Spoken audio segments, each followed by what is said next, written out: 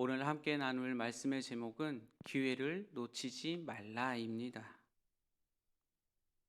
오늘 본문은 하나님의 마음과 뜻을 저버리고 결국 몰락하게 하는 그런 엘리 제사장의 가문을 통해서 우리가 어떠한 삶을 살아야 되는지 보여주는 본문입니다.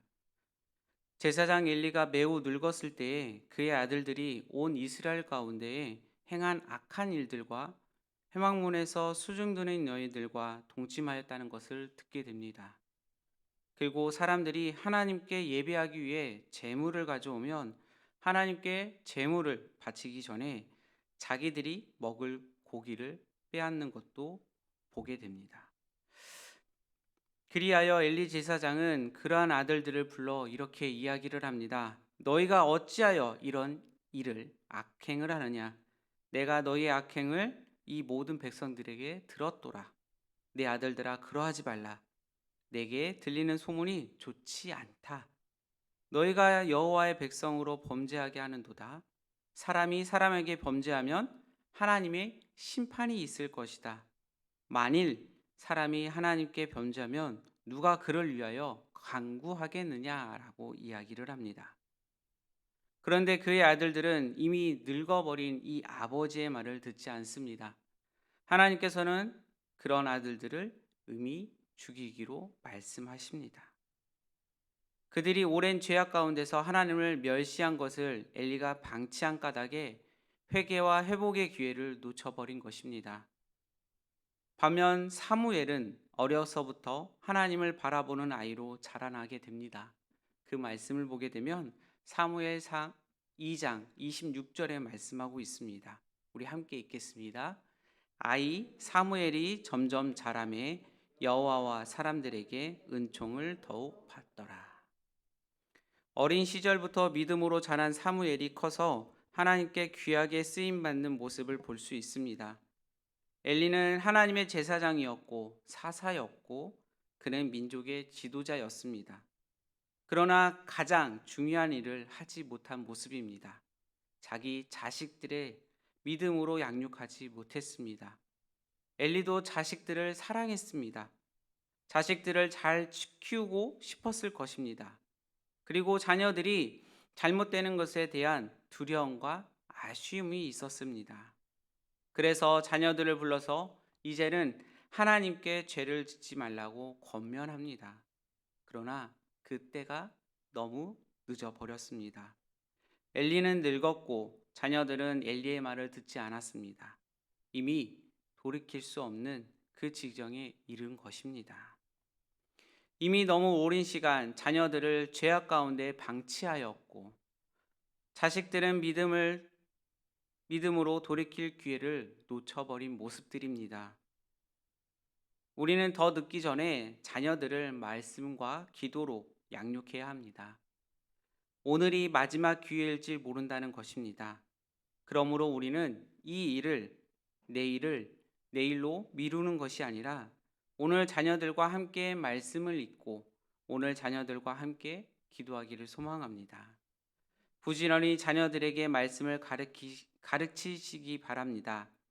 지금 자녀들에게 가장 중요한 일은 하나님을 만나는 것입니다. 그렇지 않으면 우리의 자녀들도 엘리의 자녀들처럼 될 수 있다는 말씀드립니다. 기회는 항상 있는 것이 아닙니다.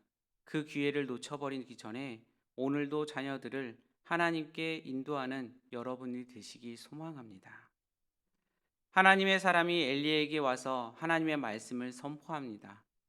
하나님께서 엘리의 조상들의 집이 애굽에서 바로의 집에 속하였을 때 하나님께서 하나님의 백성들에게 나타나셨고 이스라엘 모든 지파 중에서 하나님께서 엘리가 속한 이 레위 지파를 택하시고 엘리는 하나님의 제사장으로 삼아 주셨다고 말씀합니다. 그래서 엘리가 하나님의 제단에 올라와서 분향을 하고 하나님 앞에 에봇을 입고 하나님의 뜻을 듣고 이스라엘 자손이 드리는 모든 화제를 엘리와 엘리의 집이 먹도록 하셨습니다. 그런데 엘리는 어찌하여 하나님께서 명령하신 하나님의 제물과 예물을 밟으며 엘리의 아들들보다 하나님보다 더 중하게 여겨 하나님의 백성 이스라엘이 하나님께 드리는 가장 좋은 것으로 자신들을 살찌게 하느냐고 책망을 듣습니다. 그 말씀 사무엘상 2장 30절의 말씀을 우리 함께 읽겠습니다. 그러므로 이스라엘 하나님 나 여호와가 말하노라 내가 전에 내 집과 내 조상의 집이 내 앞에 영원히 행하리라 하였으나 이제 나 여호와가 말하노니 결단코 그렇게 하지 아니하리라. 나를 존중히 여기는 자를 내가 존중히 여기고 나를 멸시하는 자를 내가 경멸하리라. 이스라엘의 하나님 여호와께서는 엘리의 가문에게 큰 벌을 내리십니다. 하나님께서 전에는 엘리의 집과 엘리의 조상의 집이 여호와 앞에 영원히 행할 거라고 말씀하셨지만 이제는 결단코 그렇게 하지 않겠다고 말씀하십니다. 하나님께서는 하나님을 존중히 여기는 자를 존중히 여기시고 하나님을 멸시하는 자를 경멸하십니다. 이제 하나님께서는 엘리의 팔과 엘리 조상의 집의 팔을 끊어 버리시는 것입니다. 엘리의 집에 노인이 하나도 없게 하실 날이 이룬다는 것입니다. 이스라엘에게 모든 복을 내리는 중에서도 엘리의 집안에는 환란이 임할 것이고 노인이 없다고 말씀하십니다. 엘리의 후손 중에 한 명만이 남아서 그 제사장의 역할을 하겠지만 그마저도 맹인이 되고 마음을 슬플 것이고 엘리의 집에 출산되는 모든 자는 젊어서 죽게 될 것이라고 말씀하십니다. 하나님의 뜻을 저버리고 번제한 두 아들, 엘리의 두 아들 홈니와 비누아스는 한날 한시에 죽을 것이고 그것이 하나님이 내리시는 벌 그리고 그로 인해 표징이 될 것이라 말씀하십니다. 우리는 다른 그 어떠한 것보다 하나님의 뜻을 따라야 합니다. 하나님께서는 엘리에게 제사장으로서 큰 복을 누리게 하셨던 만큼 또한 잘못한 엘리에게 큰 벌을 내리십니다. 엘리의 잘못이 무엇인지 우리는 말씀을 통해 배웠습니다. 하나님의 뜻보다 자식들의 눈치를 보며 자식들의 믿음으로 키우지 못한 모습입니다. 그 죄가 큰 죄라는 것입니다. 그래서 이제 엘리의 가문은 완전히 망하게 됩니다. 실패한 가문이 되어 버렸습니다. 우리는 다른 그 어떠한 것보다 하나님의 뜻을 따라야 하며 우리가 하나님 뜻보다 자녀들의 눈치를 보면 결국 실패한다는 것입니다. 하나님을 떠나면 결국 모든 것을 잊어버리게 된다는 것입니다. 자녀들에게 학교의 공부나 직장 생활보다 또 다른 것을 시키더라도 우리는 항상 기억해야 됩니다. 주일 예배와 말씀을 지키며 순종으로서 가르치 못하고 성적은 강조하지만 믿음 생활을 간주하지 못한다면 우리는 그 착각 속에서 엘리의 가문처럼 보게 됩니다. 그리하면 실패한 인생이 되고 실패한 가문이라는 것을 오늘 말씀으로 보게 됩니다. 하나님을 잊어버리면 모든 것을 잃게 됩니다. 우리는 이것을 기억하고 우리의 자녀들을 하나님께로 인도하시는 여러분들이 되시기 바랍니다. 하나님께서는 하나님을 위해 충실한 제사장을 일으킬 것이라고 말씀하십니다. 그 사람은 하나님의 마음, 하나님의 뜻을 행할 것이라고 말씀하십니다.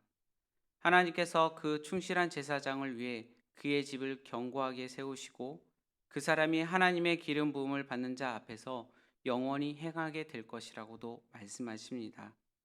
그리고 엘리의 집에서 남은 사람은 각기 와서 은 한 조각과 떡 한 덩어리를 위하여 그 제사장에게 엎드려서 청하게 될 것이라고 말씀하십니다. 자신에게 제사장 직분 하나를 맡겨서 떡 한 조각을 먹게 해달라고 부탁하게 될 것이라고 말씀하십니다. 우리는 하나님께서 쓰임받는 충실한 제사장이 되어야 됩니다. 하나님께서는 하나님의 마음과 하나님의 뜻을 행하는 충실한 제사장을 쓰십니다. 그래서 충실한 제사장의 삶을 살지 않으면 하나님께서 쓰지 않으십니다. 엘리의 집이 무너졌던 것처럼 우리는 보게 될 것입니다. 하나님의 마음과 뜻을 행하는 새로운 제사장을 세우시는 것도 보게 됩니다. 모든 자리도 복도 다 하나님께서 주시는 것입니다. 지금 우리가 누리는 모든 것도 다 하나님께서 주신 것입니다.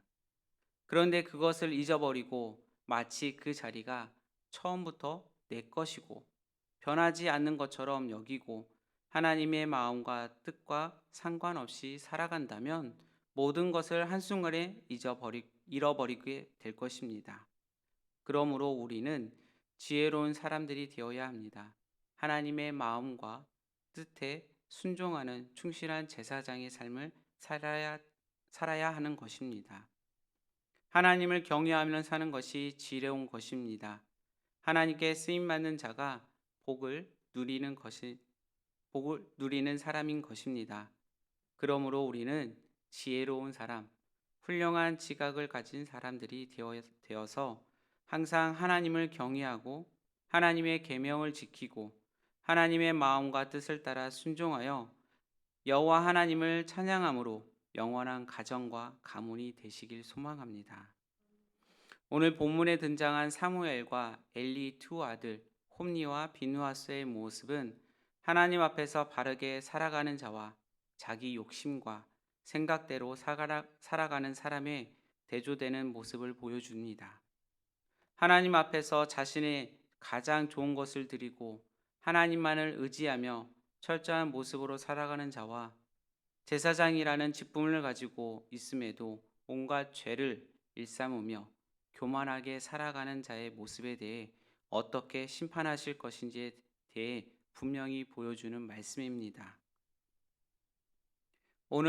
오늘 말씀은 비록 높은 지위나 명성을 가지고 있지 않지만 하나님만을 신실하게 바라보며 살아가는 자에게 하나님께서 그들에게 어떻게 존귀 여겨 주시는지 다시 한번 기억하도록 하시는 말씀의 동시와 다른 사람보다 높고 중요한 일을 하는 그 위치에 있더라도 그가 자신에게 맡겨진 일을 제대로 감당하지 못한 채 오히려 온갖 죄악을 저지르며 하나님 보시기에 옳지 못한 일을 행하면 하나님께서 그를 철저하게 심판하시고 그의 죄값을 물으시는 하나님, 공의의 하나님이심을 잘 보여주는 말씀입니다.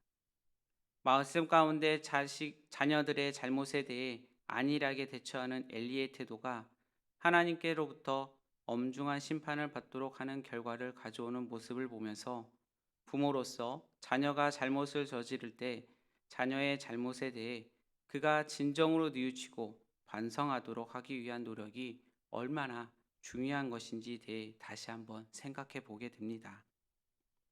우리에게 허락된 하루를 살아가는 동안 온갖 폭력과 거짓과 죄악이 난무한 환경 속에서도 오직 하나님만을 바라보며 내가 가진 것을 나누며 하나님 말씀에 온전히 순종하는 하루가 되시기 바랍니다.